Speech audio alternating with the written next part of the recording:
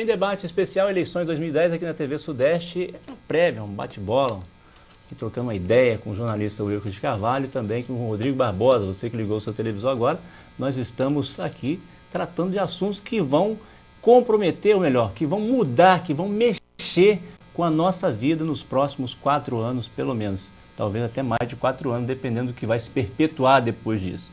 Nós estamos aqui falando das eleições 2010, depois de amanhã nós vamos decidir os rumos da política nacional, a política estadual, e vão decidir o nosso futuro, a nossa vida financeira, a nossa vida tributária. Afinal, são eles que mexem no nosso bolso, eles que criam as leis, que criam os tributos, que destituem aquilo que está instituído, enfim, manobram toda a nossa vida. Nós dependemos desses homens que nós vamos eleger depois de amanhã, domingo. Mas a gente falava aqui, no primeiro bloco, nós falamos aí de presidência, falamos da eleição a nível de deputado federal, e agora a gente vai falar de Senado, governo do Estado, e por último nós vamos falar de deputados, dos candidatos à Assembleia Legislativa, os deputados estaduais. A nível de Senado, tem uma figura emblemática na política do Espírito Santo, que é o Gerson Camata e a Rita Camata. A gente conversava com uma liderança, você entrevistou uma liderança política de Guarapari esse ano, inclusive foi uma entrevista longa, quase 15 minutos, ou mais de 15 minutos, e ele falava do desgaste, estou falando de Marquinhos Borges, um abraço Marquinhos Borges, acompanha a nossa programação, inclusive está sempre cobrando a vinda aqui. Agora a gente voltando com o programa em debate, vamos trazê-lo aqui, Marquinhos, e a gente já agradece a sua audiência aí. Você entrevistava, ele dizia do desgaste da figura de Gerson Camata e que talvez não viesse ser candidato, né, abdicasse a vaga e apostasse na Rita, a esposa dele. E realmente isso se consolidou. A nível de Senado, antes da gente falar daqueles que estão disputando o pleito, Gerson Camata é uma figura emblemática da política do Estado e agora parece que não chegou minha hora, deu meu tempo, não veio, postou na Rita. E a Rita? Pois é, Fabiano, primeiro alertar o eleitor, o telespectador, né, que há uma grande dúvida sobre o Senado. Nós votamos em 2 senadores. Temos que votar em 2 senadores, lembrando que o mandato do senador é de 8 anos. Então ele disputa os 2, elegemos 2 agora e depois elegemos 1.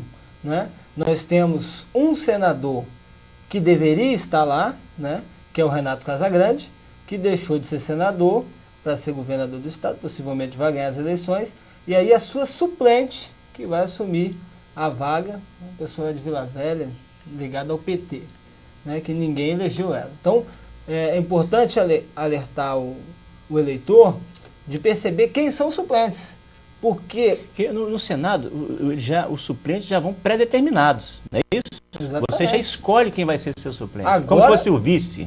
Agora está sendo mostrado, eles mostram um pouco, mas é importante que o eleitor procure saber quem é, por exemplo, da Rita, já que nós começamos a falar, o primeiro suplente da Rita é o José Teófilo, que foi candidato a vice-prefeito aqui em Guarapari, com o Rodrigo Chamon, foi secretário da Fazenda, ele é o primeiro suplente. Só para explicar para os nossos telespectadores o seguinte, se a Rita amanhã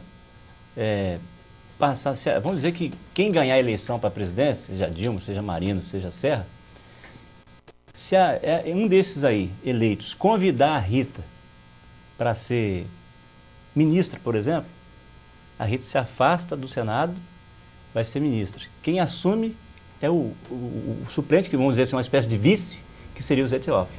Então, se a Rita ocupa um ministério, ela sai da vaga do Senado, quem vai ocupar o Zé Teófilo? É isso aí? É isso aí. Isso é muito comum, por quê? Porque é segurança. Por exemplo, o Renato Casagrande saiu de lá do Senado para ser candidato ao governo. Se ele perde, ele volta para lá. Não tem problema nenhum, né? Então, é um risco que ele pode correr de disputar uma outra eleição. Aqui, ele possivelmente vai ganhar. Mas se não ganhasse, ele voltaria para lá. Enquanto isso, fica lá a suplente dele, lembrando que são 2 suplentes. Mas falando, como você me perguntou, do Camata, do Gerson Camata, acho que o Gerson Camata deu, né? 3 mandatos no Senado, 24 anos no Senado, já tinha sido governador, foi um ótimo governador. 24 anos, uma vida no Senado. Pois é, mas já tinha sido governador, mais 4, 28. Vereador, 32 anos, então ele já está praticamente aposentado como político, né? É uma figura carismática, né? Radialista, mas a candidatura da mulher dele não emplacou, não. Eu acho que aí já tinha um certo desgaste dela também, com aquela questão que ela foi relatora do processo do Estatuto da Criança e do Adolescente. Ninguém esquece aquilo. Ela não foi nem a presidente, ela foi a relatora. Ficou marcado. Né? Mas ficou marcada a aprovação daquilo e com tanta criminalidade dos menores, então isso aí pesou. E o outro candidato, exatamente falando o contrário. Então acho que complicou e não deu. Lembrando que o Gerson Camargo é do PMDB, que tem candidato, mas o PMDB liberou ele para fazer campanha para a esposa dele, a Rita, que é do PSDB. Agora, Will, falando de desgaste, vou até lembrar aqui, você falou de Jéssica Mata, radialista, eu ouvi muito Jéssica Mata no Ronda da Cidade, Rádio Vitória, Rádio Espírito Santo, tinha o programa Ronda da Cidade. Eu era criança e ouvia muito Jéssica Mata. A voz dele, até hoje, parece que eu estou ouvindo a voz dele no rádio, é uma voz marcante do Jéssica Mata. Agora, falando dos outros dois candidatos que despontam aí, a gente tem Magno Malta e o outro candidato, que é o Ricardo Ferraz, que seria o candidato do governo de Paulo Artung. E quando Paulo Artung anunciou que ele não seria o candidato dele, houve aquele clima todo, né, como se diz aqui, aquele climão, aquela coisa assim, aquela situação meio tensa. E ele disse no jornal A Gazeta, não sei se na edição seguinte, onde eles apareceram assim, todos trombudos, todos, né? Mas ele disse o seguinte: se for preciso ir para a rua para pedir voto para Ricardo Ferraz, eu vou. E parece que ele foi não só para a rua, como passou aqui no carro de som aqui, na carreata, pedindo voto, não só para ele, como para a Casa Grande também. E na televisão também, nos horários, nas inserções que ele tem direito, pedindo voto. Mas seria uma espécie de reparação de danos, vamos dizer assim? Fabiano, dizem, o governador Paulo Artung, acho que ele merece um livro já, escrito aí para algum jornalista, para falar dessa grande... Quem é Paulo Artung? Né? Sempre pergunta, quem é Lula? Então, quem é Paulo Artung? É realmente um homem que tirou o Espírito Santo da lama? Ou ele é essa cabeça pensante, que Maquiavel, quer dominar todos os meios políticos do Espírito Santo? Acho que ele merece um livro aí, alguém precisa desvendar isso aí. Embora já tenha alguns livros aí, embora o pessoal do século de arte já faça um destrinchamento bem bacana. Mas o Paulo Artung, dizem que uma das lendas, mitos, não sei o que, do Paulo Artung, que a gente pode chamar, é que ele não gosta de perder eleição nenhuma. E o que acontece é que o candidato dele, Ricardo Ferraz, isso lá atrás, que era o candidato do governo, era o vice-governador dele, seria o candidato do governo, oficial, o candidato do governo, era ele, tinham até definido isso. Não, aparecia em todos os eventos como sendo o cara, né? De Paulo Artung. Só que, algum tempo logo depois, o Casagrande vinha por fora, com seco, sem nenhum apoio político, o Paulo Artung estava cercando ele para não deixar ele ter apoio de ninguém. Só que o Casagrande vinha crescendo. E chegou um determinado momento que ele passou o Ricardo Ferraz nas pesquisas internas de consumo do próprio governador. Passou, e ia passar e ia ganhar mesmo. E essas pesquisas já chegaram nas mãos do governador, foi quando ele falou, não dá então para você, para o Ricardo Ferraz, em virtude de dificuldades dele, de fala, expressividade, e se estabilizou naquele ponto da pesquisa, não foi mais para frente nem para trás, ficou parado. Então foi onde que o governador Paulo Artung chamou o Casagrande para conversar e falou, agora é você é o cara. E o Ferraz, nós vamos botar o Senado para ele, articulou tudo, não, você não vai ficar sozinho não, você vai ficar no Senado. E trouxe o Casagrande aceitou, lógico que ele não vai querer, né, participar desse grupo. Mas, Wilco, houve também nos bastidores uma conversa de que isso veio de cima para baixo. O que você acha disso? Que foi Lula que mandou, com acordo com o PSB, que é ligado ao PT?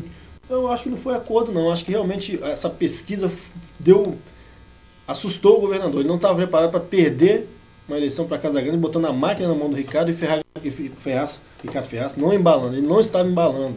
E o Casagrande estava indo e ia vencer, sem o apoio que ele tem hoje. Oferecia risco dele perder a eleição com o candidato dele, ia perder fatalmente para o Casagrande. Acho que não foi nem questão de Lula, não. Pode ser também, mas eu não acredito. Acho verticalmente? Não. Foi uma pesquisa que a gente teve uma... Nós debatemos essa pesquisa, conversamos sobre isso. Exato. Então, eu já estava sabendo essa pesquisa, tem uma pesquisa de Casagrande, já passou Ferraz. Foi aonde o governador falou, não dá para você E eu acho que o Ferraz foi pego de surpresa. A grande questão foi essa. Aquela foto. Chorou, ele não aguentou, foi um embate. Falou depois que foi ferido pelo fogo amigo, então, ele não esperava, realmente não esperava.